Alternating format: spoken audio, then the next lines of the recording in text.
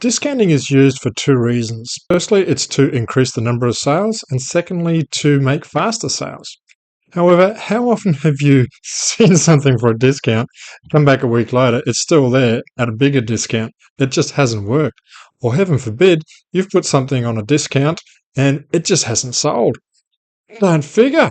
But doesn't everybody love a bargain? So that's what we're going to have a look at today to make sure that if you do discount, you know how to do it properly. And we're going to go through the three key criteria that you need to have as decision-making tools.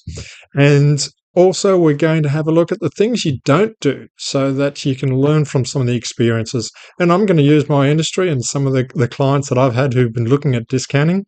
And then, of course, we're going to wrap up with giving you the full details on how to do it properly and effectively. What is the first thing you need to consider?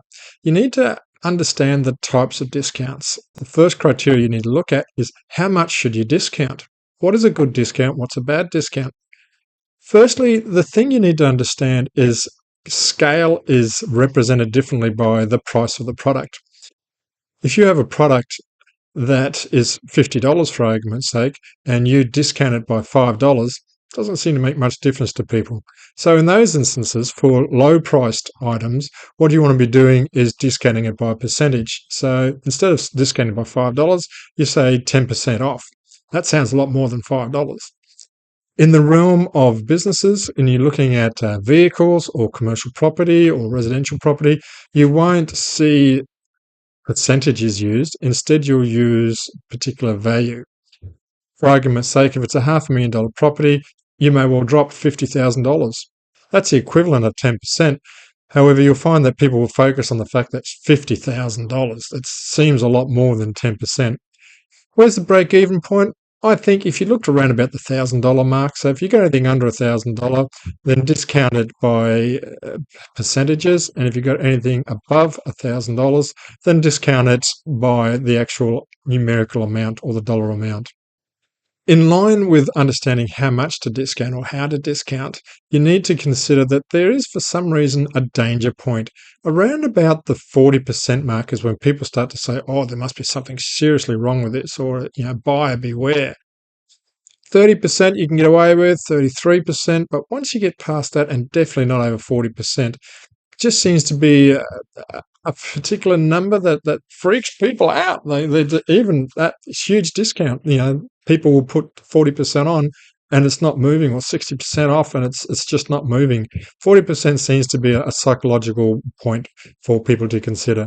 So, use it as percentages, use it as dollar amounts, but don't go anywhere near that 40% mark. Now, I used to work for Telstra, and one of the big bugbears I used to have is, there's discounts for this and discounts for that and discounts for calls and discount for mobiles and discount for hardware, but it was always for the new people. And it took a while for the organisation to understand that we were just alienating and annoying our existing customers. So you need to balance the idea of having discounts for your existing customers as well as discounts for new people. Remember, it's all about making more sales. More customers is great, but it's more sales and faster sales that we're looking for. And sometimes you can get that quite easily from your existing clients, and they will be more appreciative of getting a discount. Some of the things you look at in regards to new clients, you can just do straight off if you've got a subscription service, a first month free or a discount off the first amount. It's essentially you're giving a discount for getting something in return, and that return is getting a new client. For existing clients, what you can quite often do is bundle packages together. You'll see that a lot on the online services where you keep a minimum order, and that will enable you to get free delivery. These are the sort of type aspects that you're looking for. And that example there with the free delivery is a good one, because you don't always have to apply a discount to the product. Sometimes you can package books together and sell them at a full rate, but offer them free discount. You're getting good value there, and it's only giving you a small amount. Whereas if you gave 10% off or $20 off, you probably find that it's costing you more and cutting into the actual margins that you're looking for. So have a look at ideas. Like, for one of the things I do for my top 10 clients, for argument's sake, they are always advised first when there's a new business listing coming up that is what I think would be a hot ticket item. If I've got a blue chip investment coming up, I'll ring these people and I'll let them know there's not a discount, it's just an extra service that we provide. And do you think my top 10 customers love me when I do that? Oh, heck yeah. Much more than any money that they give me, or much more than any money that I could give them off as a discount. So we've looked through how much, and then we've looked through new versus loyal. And the third decision point that you need to have a look at is waiting for the sale. And a good example of this is the Black Friday sales. I've spoken with more and more retailers. When Black Friday comes up, which is the first Friday after American Thanksgiving, and the scenario is that signals the start of the Christmas rush. Now, Australia, we don't have Thanksgiving, but we're into getting an increase in sales and revenue. We have a generally big period at Christmas anyway. The issues that retailers are getting with the Black Friday sales is people know it's coming. So they don't buy the month before. Oh, I'm not going to buy that blender. I'm not going to buy the vacuum cleaner. I'm not even going to buy the car because I know that there's going to be a sale in a couple of weeks. And it just kills their month or even 2 months beforehand. So one of the rules with discounting, unless you're really going to get rid of stock and have a look at some other strategic reasons, is don't make it regular. Make it irregular and make it short so that when you do make a sale, people know, wow, that's rare, and I better jump onto that one to make the most of it. I'm sorry, I have to admit, every time I see a Harvey Norman ad, would you believe it? They've got a sale. Amazing, unbelievable, fantastic. No, it doesn't make me go, no. That's what I call discount diarrhea. It just gets to the stage, I'm not interested.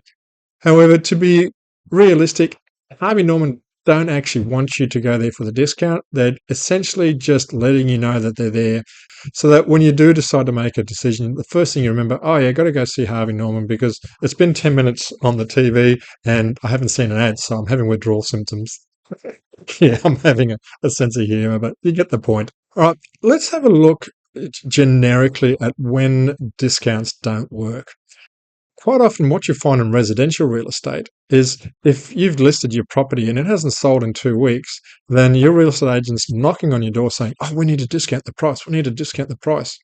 Don't worry about the fact that they spent all this time convincing you how much your house was worth, because suddenly it's just not worth that, and they seem to have forgotten that. So the first thing that you need to recognize is quite often the wrong way of doing it is if you've listed your product at the wrong price, you're going to have a problem and you probably don't need to discount, you probably need to reprice it. There's a difference in it.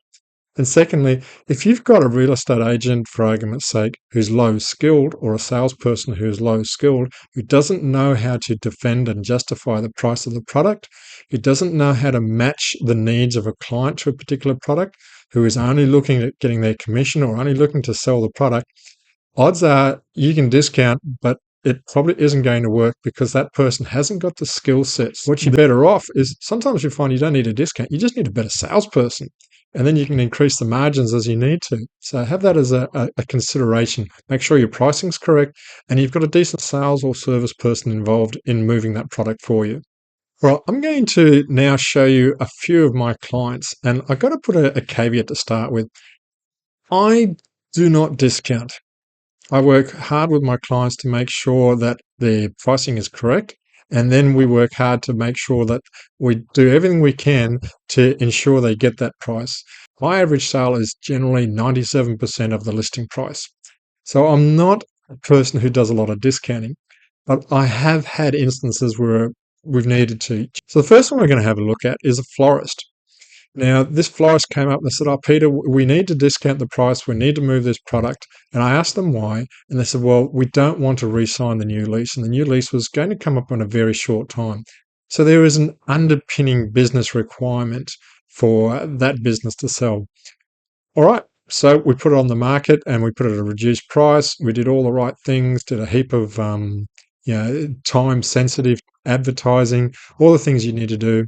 The result was didn't sell. Now, what you will find is quite often if you've got a good product and you discount it, people get very suspicious or very wary.